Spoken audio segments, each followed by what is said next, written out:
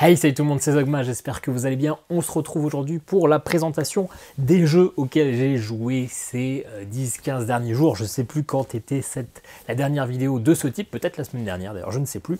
Aujourd'hui au programme 1, 2, 3, 4, 5 jeux, dont 2 que j'ai déjà présentés sur la chaîne. Donc ceux que j'ai déjà présentés, je les mettrai à la fin, histoire de ne pas vous encombrer inutilement. D'ailleurs, si vous ne souhaitez pas voir tous les jeux, n'hésitez pas à aller voir le timer de la vidéo. Je mets toujours un chapitrage et on va commencer par le gros bébé de cette vidéo, le Hybris Disorder de Cosmos. Alors je panique un peu à l'idée de le mettre à la verticale parce que j'ai peur que toutes les pièces tombent, mais normalement c'est bien calé, c'est bien rangé dans le thermoformage, donc ça devrait aller. Une boîte magnifique, d'ailleurs une boîte qui est très différente de toutes les extensions, qui a un effet beaucoup plus informatisé, donc c'est un peu étonnant qu'ils n'aient pas fait le même design. Je vais la poser parce qu'elle est lourde. Hybris, beaucoup de monde en parle, c'était la grosse sortie du mois de février. C'est un jeu assez cher, faut se le dire, je crois que c'est 70 € la boîte de base, et puis il y a 1, 2, 3 extensions et demie qui rajoutent à chaque fois du contenu. Ça peut faire peur parce que ça prend de la place sur une table. Au final, ça va, hein, ça prend. Alors c'est sûr que si on joue à 4, là, ça va prendre beaucoup de place, mais quand on joue tout seul, on arrive à gérer ça sur un bureau. Un bureau de, je sais pas, il fait 120 cm et ça passe. C'est un jeu de pose d'ouvrier, hein, simplement on va poser nos héros, nos prophètes et notre olympien dans un lieu et on va activer les actions du lieu. Un jeu très sympa, très thématisé. On est les olympiens, on est les fils de Chronos, on a emprisonné le titan et on va s'affronter pour avoir les faveurs du peuple grec et devenir le dieu, devenir enfin un dieu, parce que pour l'instant nous ne sommes que des olympiens. Donc on commence avec une boîte de base avec 4 personnages. On a Zeus, on a Poséidon, on a Hadès, et le quatrième, je ne sais plus, c'est Aphrodite. Et donc on va se foutre sur la gueule parce que c'est vraiment un jeu de baston, il faut se le dire. Il y a beaucoup de règles. La notice, elle est assez touffue, je crois que c'est une 30aine de pages, mais en vrai c'est très clair. Une fois qu'on a lu une fois la règle, on a compris chaque action assez facilement. L'iconographie est quand même très simple, c'est pas un jeu compliqué. Il y a quelques petits points de règle par-ci et là, des petits points de victoire qui ne sont pas notés sur le plateau. Le plateau pourrait être un petit peu... Il y a quelques manquements sur le plateau de jeu, clairement pour bien comprendre, pour oublier aucune règle. Mais globalement, le jeu est quand même assez simple. Et si on oublie une règle ou deux en cours de jeu, c'est pas grave. Hein, le but, c'est de s'amuser. Mais en tout cas, on a à peu près tout compris quand on a fini les règles. C'est un jeu qui est simple, mais qui a plein de possibilités parce que dans le jeu de base, on va avoir un plateau avec l'enfer, un plateau avec l'Olympe, un plateau avec le Colisée, un plateau avec les moires, un plateau avec l'oracle. Et donc forcément, à chaque plateau a un peu ses petites règles, ses petits bonus, ses petits machins, etc. Donc ça fait beaucoup de contenu, mais c'est ultra sympa. Plusieurs moyens de gagner plus de points de victoire ou améliorer chacun son plateau parce qu'on a tous un Zeus avec, enfin Zeus, on a tous un dieu avec ses compétences particulières, avec du coup des possibilités d'amélioration du personnage qui va permettre de nous orienter toujours dans notre archétype bien particulier. Par exemple, moi pour l'instant j'ai fait 4 parties que avec Poséidon. Poséidon c'est plutôt un guerrier, il va essayer d'aller le premier au contact, etc. Et donc on va pouvoir s'améliorer dans ce sens-là, mais même dans cet axe-là, il y aura 2 sous-axes. Enfin, c'est un jeu qui est ultra intéressant, ultra beau, le matériel est assez fou. Ce qui est sympa, c'est qu'on a une phase de planification. On va décider où est-ce qu'on va mettre nos prophètes, nos machins, etc. Et sauf que on va le faire face cachée, donc quand tous les joueurs vont jouer, bah finalement peut-être qu'on va se foutre sur la trogne parce qu'on aura décidé tous les deux d'aller exactement au même endroit et qu'il n'y aura qu'une place possible. Et clairement à ce jeu, il faut le voir comme un jeu de baston. C'est pas un jeu ultra, j'allais dire scientifique, calculatoire. Il y a quand même de l'aléatoire, il y a quand même des choses qu'on ne peut pas contrôler, mais c'est un jeu où il faut y aller en se mettant sur la tronche. Vous le savez, la chaîne s'appelle Zogma en solo parce que du coup je joue quasiment exclusivement en solo, en tout cas sur cette chaîne. Et Hybris, c'est un jeu qui à mon avis est un peu trop costaud pour ma compagne. Un jeu de 2 heures, 2 heures et demie, je pense qu'il faut pas tester avec elle pour l'instant. Donc pour l'instant, j'y ai joué qu'en solo. Et pour le solo, il faut cette extension Trahison Divine qui va rajouter un personnage, ça va rajouter Hermès, ça va rajouter le Tartare qui est un nouveau plateau à rajouter au jeu et surtout qui va rajouter le mode Chronos. Chronos qui est aux enfers, va essayer de se libérer, va essayer de briser ses 4 chaînes grâce à ces avatars qui sont Kratos, qui sont Chronos avec un K, Kéros et Aeon, et qui vont asservir le monde des mortels. Et donc nous on va essayer de devoir se défendre, faire plus de points de victoire que Chronos pour gagner la partie. C'est un mode en fait coopération. Alors, on va pouvoir jouer jusqu'à 4 Olympiens, mais les Olympiens ben, ils vont pouvoir être potes. Et puis forcément en mode coopératif, et ben en solo ça je joue très bien. C'est un mode de jeu qui est vraiment différent, surtout en solo. Il y a pas mal de choses qu'on va pouvoir faire, il y a pas mal d'axes qui vont être changés, mais ce qui est sympa, c'est que on a du coup 4 chaînes autour de Chronos, et à chaque tour, on aura des cartes qu'on appelle des concepts qui vont être révélés pour chacune de ces chaînes et qui vont rajouter soit des bonus, soit des malus qu'il va falloir gérer pendant le tour. On va des fois avoir des tours ultra cléments, on va pouvoir faire plein de choses, ou au contraire des tours, on va serrer les fesses pour essayer de passer. C'est ultra sympa, ça donne du coup une bonne rejouabilité partie après partie, parce que ces concepts, il y en a énormément et on les tirera pas tous au cours de la partie, c'est une certitude, parce qu'on en tirera que 6, parce qu'il y a 6 phases de jeu, donc on en tirera que 6, alors qu'il y en a peut-être une trentaine, une quarantaine, je ne sais pas, j'ai pas compté, par concept, donc c'est vraiment très très sympa. Le jeu est relativement long pour un jeu solo. Je fais une partie entre 1h30 et 2 heures actuellement. Il n'y a pas vraiment de niveau de difficulté, mais le niveau de difficulté dépend en fait du personnage, du héros que vous allez utiliser, parce que forcément, les pouvoirs du héros, des héros, comme notamment Hadès, qui va surtout être un peu perfide et qui va compter un peu sur les actions des autres joueurs, et bien Hadès, comme il n'y a pas d'autres joueurs, il va être un petit peu coincé, encore plus en solo. Du coup, ben voilà, notre niveau de difficulté dépend du personnage. Moi, pour l'instant, j'ai tryhard Poséidon parce qu'il est considéré comme facile. J'ai fait 4 parties, j'ai perdu mes 2 premières, j'ai gagné mes 2 dernières, et assez largement. Donc, j'ai envie de tester les autres personnages. Mon prochain, ça sera Zeus. Mais j'ai tellement aimé le jeu que j'ai pris les autres extensions, histoire d'avoir les autres personnages. Point négatif, c'est cher, et point négatif, et ça c'est bien dommage, c'est que tous les modes de jeu alternatifs, tous les plateaux supplémentaires qu'on va voir tout au long des différentes extensions, eh bien ils sont pas compatibles avec ce mode Chronos, qui est un mode de jeu bien particulier. Du coup, j'ai plein de contenus que je ne pourrais pas essayer, sauf si je donne envie à madame, mais c'est quand même mal barré. Alors voilà, c'est normal, hein. J'imagine que c'est pour que ça soit un peu équilibré, pour que ça ne rende pas le mode solo trop touffu, etc. Mais moi, j'aurais bien aimé pouvoir jouer avec le Cataclysme, j'aurais bien voulu pouvoir rajouter le Tartare, etc. avec son matériel, avec ses nouvelles pistes de jeu, etc. J'ai déjà pas mal à faire, je suis pas sûr de finalement arriver à bout de tous les personnages et de bien maîtriser tout ça, etc. Mais c'est un petit peu frustrant d'avoir acheté des extensions à 30 balles finalement pour avoir juste un personnage et pas vraiment pouvoir utiliser le contenu. Voilà, ceci dit, c'est un jeu que j'aime beaucoup. Ce n'est pas à mettre entre toutes les mains parce que ça coûte cher, parce que c'est long et parce que c'est un genre de jeu un peu particulier, mais moi j'aime beaucoup, c'est un très bel achat. Et là on va passer de tout ou rien, on va passer de Ibris, un jeu à tout cumuler, 150 € j'imagine, à Cartaventura, un jeu à 10 €. C'est mon premier Cartaventura, la version Oklahoma. Alors en fait je l'ai depuis peut-être 6 mois, voire 1 an, ça fait très longtemps que je l'ai, et je n'y avais toujours jamais joué, parce qu'à chaque fois j'ai des jeux plus prenants, plus intéressants à me lancer, et là j'y ai joué hier soir. J'étais un peu fatigué, j'avais pas grand chose à faire, je devais aller jouer à Rocket League avec un pote peu de temps après, donc je me suis dit je vais me lancer l'aventure Cartaventura. Alors est-ce que c'est un jeu de société ? Oui et non, c'est vraiment un livre dont vous êtes le héros. C'est écrit sur des cartes, mais ça pourrait très bien être un livre où vous tournez les pages. Donc, niveau gameplay, etc., bon voilà, il n'y a pas grand-chose. Ceci dit, cet épisode-là, on va contrôler un esclave qui va un peu s'échapper et qui va rencontrer tous des personnages au début de la guerre de sécession. On va rencontrer notamment tout au début Jesse James, pour ne pas vous spoiler les autres personnages. Finalement, l'histoire, elle est assez brève. J'avais beaucoup entendu parler de ces Cartaventura, très basées sur l'histoire, avec un bon scénario. Oui, c'est sympa, mais je m'attendais, c'est écrit 1 heure sur la partie. En fait, moi, mes parties, je les ai faites en 20 minutes. Alors, j'ai pas eu encore la meilleure des fins, parce qu'il y a 5 fins différentes, j'en ai fait 2 différentes. Mais finalement, c'est pas... C'est une petite mise en situation et puis on tourne les cartes les unes après les autres. Il n'y a pas une grosse histoire, il n'y a pas une grosse ambiance. C'est beaucoup moins mémorable que ce que j'avais en tête. C'est beaucoup moins mémorable que ce que je pensais pour un jeu qui a eu, je crois, l'As d'Or il y a quelques années, ou qui a été en tout cas nommé. Ceci dit, c'est sympa, on a une bonne ambiance. On peut explorer différents pans de l'aventure et donc débloquer un pistolet ou des objets qui vont nous servir dans d'autres situations. Et si on passe à côté de ces objets, ces futures situations seront mortelles. Donc il y a pas mal de fois on va mourir, on va recommencer. Il y a aussi, ce qui est sympa, c'est qu'une fois qu'on a fini une partie, on va re-ranger les cartes, et il y a des cartes, si on les a débloquées en cours de partie, on va pouvoir les retourner, et ça va nous proposer des situations différentes pour les prochaines parties, ce qui permet de squeezer certaines phases, histoire de ne pas toujours refaire le même début, ou de commencer avec des avantages ou d'autres points de vue.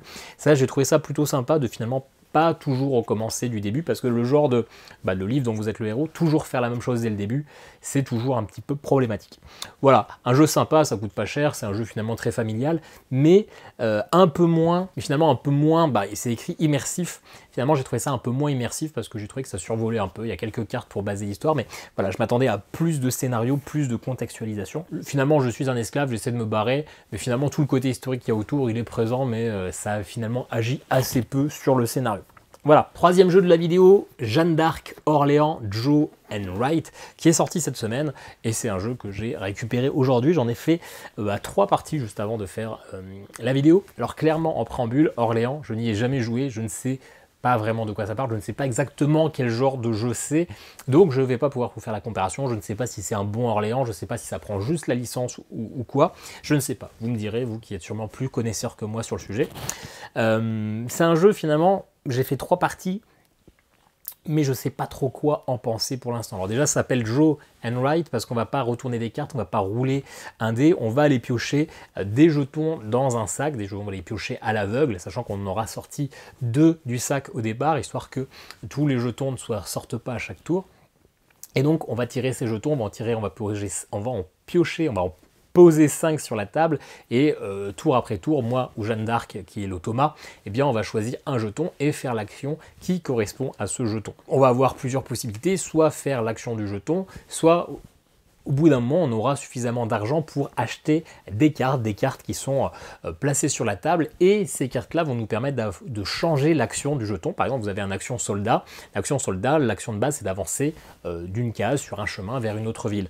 Et tout simplement, si vous avez acheté une amélioration, peut-être que vous allez pouvoir avoir une action qui va vous faire toujours d'avancer vers une autre ville, mais d'avoir un point de victoire supplémentaire ou d'avoir une pièce. Et donc, on va améliorer un peu ses compétences soi-même et choisir dans quel axe on va aller. Ça, j'ai trouvé ça plutôt sympa, surtout qu'on va à chaque fois défausser 2 cartes de chaque palier à chaque partie, donc ça va changer un peu les parties. L'automa Jeanne d'Arc est plutôt sympa parce que finalement, souvent les run and write, les flip and write, ça va être un objectif de points. Là, c'est pas le cas. On va tirer des cartes, ça va nous dire quel jeton Jeanne d'Arc prend, et sur la carte, il va y avoir l'action de ce jeton. Donc c'est plutôt sympa, c'est un vrai joueur qui est d'ailleurs plutôt corsé. Pour l'instant, les 3 parties, j'ai perdu les 3. La moins bonne partie, elle a fait 36 points, mais j'avais fait encore moins. Et sa meilleure partie, 74 points. Donc elle a l'air, forcément, le tirage des jetons et le tirage des cartes va faire que le niveau de difficulté va fluctuer. Mais je l'ai trouvé plutôt compétitive, et du coup, on se bat contre un joueur. C'est pas un objectif de points, et donc ça, c'est plutôt sympa. Mais ceci dit, ça s'appelle Joe and Wright parce qu'on prend dans le truc, mais ça pourrait être un flip and write, que ça ne changerait rien, parce que finalement les différents marchands, etc., ils sont sur des jetons, ça serait sur des cartes, ça serait pareil. Donc je ne sais pas si c'est commercial pour faire genre c'est un jeu qui est innovant par rapport à ce qu'on propose d'habitude, ou si c'est juste parce que ces jetons dans un sac, c'est une mécanique emblématique de Orléans, et que du coup ça reprend un peu le mécanique, mais finalement ça serait un flip and write, que ça changerait strictement rien. Il n'y a pas trop de sensations de combo, ce qui est toujours un petit peu décevant dans ce genre de jeu. On aime bien avoir l'impression de pouvoir enchaîner. Il y a quelques moyens de faire des combos, mais c'est assez léger. Peut-être que j'ai pas encore la bonne stratégie. Mais voilà, c'est sympa. On a une ambiance médiévale avec ces dessins très médiévaux. Hein. Même si on pourrait dire que c'est pas très beau, ce sont les œuvres d'art de l'époque. Donc c'est plaisant. Ce que j'aime surtout, c'est qu'il y a un peu de challenge, contrairement au dé de Valeria où dès le début je roulais sur le jeu. Là non, pour l'instant je ne gagne pas, et donc ça donne envie de recommencer pour réussir à battre Jeanne d'Arc. D'autant plus qu'il y a un mode, comment ils appellent ça, un mode connoisseur, un truc comme ça. Enfin, c'est écrit que c'est le mot ancien français pour dire connaisseur. Connaissoir, bref, je sais plus. Et il y a une sorte de mode défi aussi où j'ai pas encore regardé les règles, donc il y a l'air d'avoir de la rejouabilité si jamais on commence à être fort, mais voilà, pour l'instant, je sais pas quoi en dire, c'est moyen, c'est sans plus, c'est pas nul, mais c'est pas fou non plus. Je me suis amusé, mais clairement, on m'aurait dit je te le reprends ce soir et je te rends ton argent, j'aurais pas pleuré, quoi. Je me serais pas dit oh non, je serais trop deg de plus jamais y jouer. Voilà, je pense que j'en ferai une partie sur la chaîne parce que ça se prête très bien à une petite vidéo. Les parties en solo, ça dure à peu près une vingtaine de minutes, donc c'est parfait. Mais je pense que c'est un jeu assez random au final. Voilà, et donc on va enchaîner sur les 2 jeux dont j'ai déjà fait des vidéos. Le Pintin Quark, le dernier jeu de la gamme des microgames de chez Matago, fait par Mike Mullens, ce qui est du coup un jeu solo. Vous avez vu la pochette blanche, j'ai fait une vidéo, donc je vous invite à aller la voir. C'est un jeu dans lequel il va falloir isoler un Pintin Quark. Clairement, on est dans de la physique quantique, on va avoir un collisionneur qui va balancer des électrons, des quarks plutôt, et on va devoir essayer de les réunir. On va avoir une phase supérieure de phase de données, une phase de collision, j'ai déjà oublié oublié les termes techniques, et puis une phase d'inversion. On va à chaque fois tirer 3 cartes, une carte qu'on va devoir mettre en haut, une carte en bas et une carte dans l'inverseur. Les cartes qui finiront dans l'inverseur à la fin du tour, on les retourne, puisque chaque carte existe en une couleur, vert, bleu et rouge, et en une saveur, up, down, charm, strange et bottom. Et si vous retournez une carte verte avec une flèche vers le haut, up, et ben derrière ça sera un anti-vert et un anti-up, ça sera l'anti-quark, ça sera l'opposé. Et donc il va falloir jouer là-dessus, parce qu'en fonction de la position des cartes en haut, en bas, etc., les anti, si deux anti identiques sont dans la même phase, dans la même zone, et ben ils sont éliminés. Et puis il va y avoir aussi des moyens d'éliminer des cartes et donc de finalement perdre la combinaison quasiment unique qui nous permet de faire notre pentaquark. La règle est sacrément mal foutue, c'est pas très clair. Finalement, c'est joli à regarder, les cartes sont plutôt jolies, mais c'est pas très fun. Je vous invite à aller regarder la vidéo pour vous faire votre idée.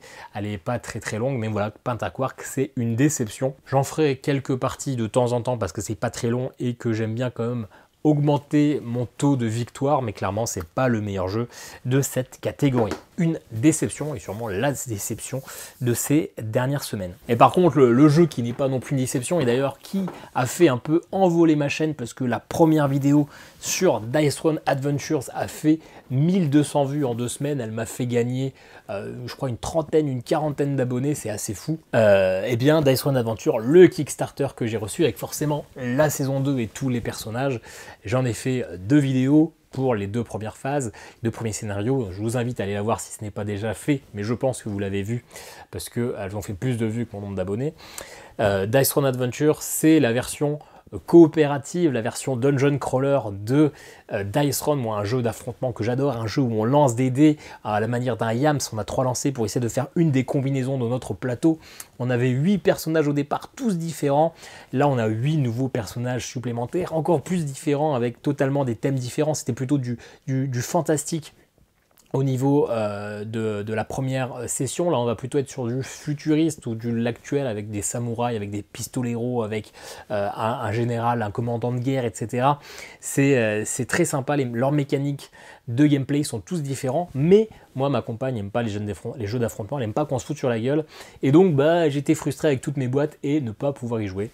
Et bah voilà, c'est possible avec Dice Throne Adventures, puisque je vais pouvoir jouer tout seul dans un donjon, je vais retourner mes tuiles, il va y avoir un peu de hasard, je ne sais pas ce qui va m'arriver sur la tronche, je vais pouvoir avoir du butin, des loots pour améliorer mon personnage, avec toujours plus d'aléatoires comme dans un Diablo-like, mais je vais pouvoir lancer mes dés, je vais pouvoir foutre sur la tronche de différents adversaires et de boss les versions déchues de personnages qu'on connaît bien comme le barbare, qui sont des boss bien vénères, bien puissants.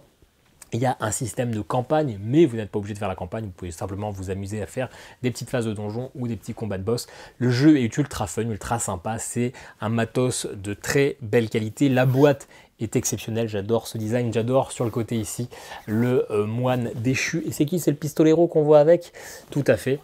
Un jeu que je trouve exceptionnel. Je suis très content de l'avoir kickstarté et d'avoir douillé pour avoir cette version là, plus la version saison 2. Le jeu sort fin mars en boutique et je vous invite très fortement à vous le procurer si vous avez aimé Dice Throne. Et si vous n'avez jamais testé Dice Throne, et ben prenez-vous une petite boîte de 2 personnages, ça vous coûtera pas très cher et vous allez vous éclater. Voilà, encore une fois j'étais assez rapide sur Dice Throne Adventures parce que j'en ai fait 2 vidéos sur la chaîne, donc je vous remets encore une fois les liens pour cliquer. Franchement une belle semaine, hein, j'ai même 2 belles semaines, j'ai fait des belles découvertes, le Ibris, 4 parties, j'y ai joué du coup 6-7 heures, très sympa. Le Dice Throne Adventure, j'en suis à plus de 15 heures de jeu et j'ai ne testé quasiment que le samouraï. J'ai fait quelques parties avec le pistolero, mais j'ai essayé de tryhard le samouraï, donc finalement je ne suis qu'au 16e du Dice Throne Adventure. Le Jeanne d'Arc, c'est tout nouveau. Bon, c'est moyen, ça casse pas 3 pattes au canard, mais comme beaucoup de roll and write et de flip and write. Donc pour l'instant, il est dans la moyenne, ni en bas, ni au-dessus. Le pentaquark, c'est la déception. Et le Cartaventura, bon, c'est sympa, ça fait passer une petite demi-heure, une petite quarantaine de minutes si on est un petit peu long, tranquillement. C'est pas vraiment un jeu de société, c'est plutôt une petite aventure qu'on va vivre. C'est sympathique. Voilà, n'hésitez pas à me dire en commentaire ce que vous pensez de ces jeux, n'hésitez pas à me dire ce que vous avez joué, si vous me conseillez des jeux, hein, s'il y a une grosse sortie qui est sortie et que je l'ai loupé, dites-le moi en commentaire. Moi, je vous dis à très bientôt pour de nouvelles vidéos. Ciao, ciao!